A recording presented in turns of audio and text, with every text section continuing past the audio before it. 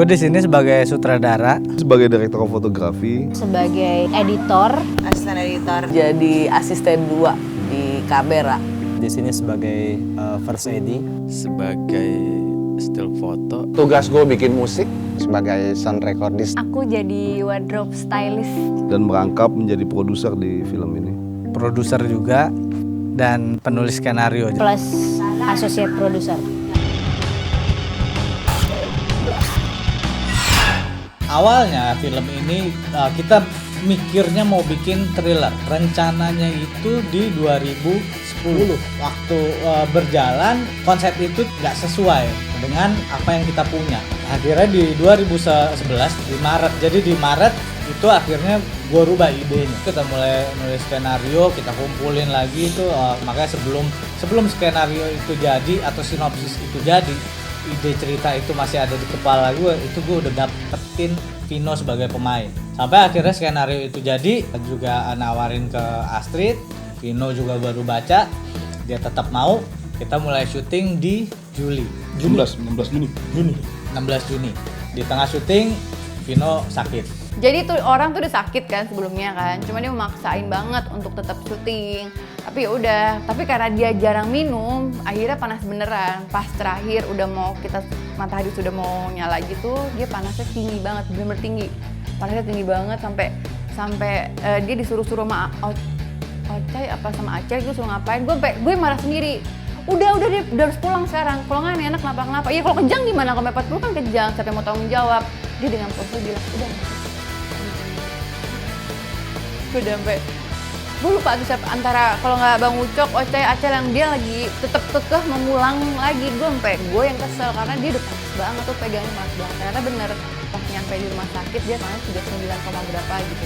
Semuanya yang terlibat di film ini tuh turun tangan gitu. Sampai editor pun, sampai semuanya pun terjun di lokasi. Untuk apa? Untuk membuat film ini tuh jadi suatu karya yang memang benar-benar punya sama-sama gitu.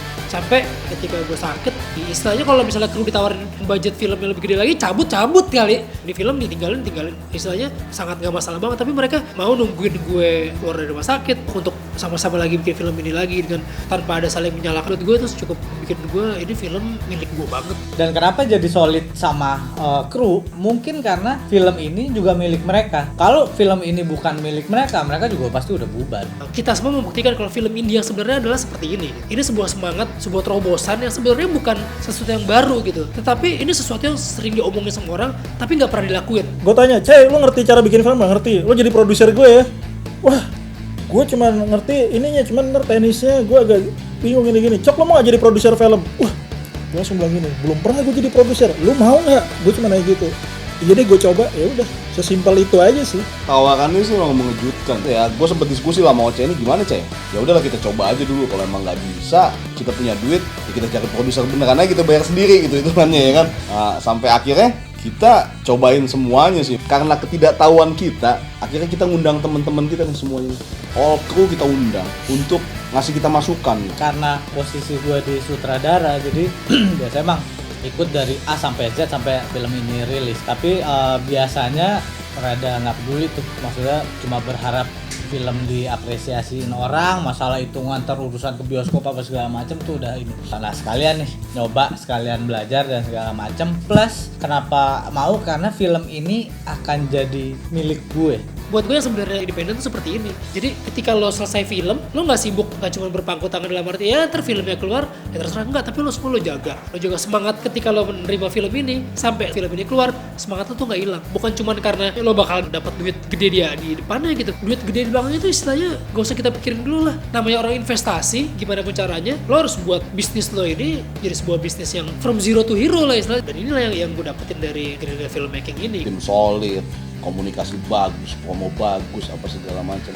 Jadi kita cuma tinggal pengen tahu aja, ini malaikat baik nih, nasib film ini pengen dibawa kemana sih gitu. Maksudnya apakah cuma sebombastis dibicarakan atau emang ternyata bisa banyak jumlah penonton supaya semua teman-teman juga bisa dapetin hasilnya gitu. Dan kita dari situ mungkin ini bisa jadi contoh besar untuk bisa bikin film berikutnya dan jauh lebih baik lagi. Gue mau jadi legend.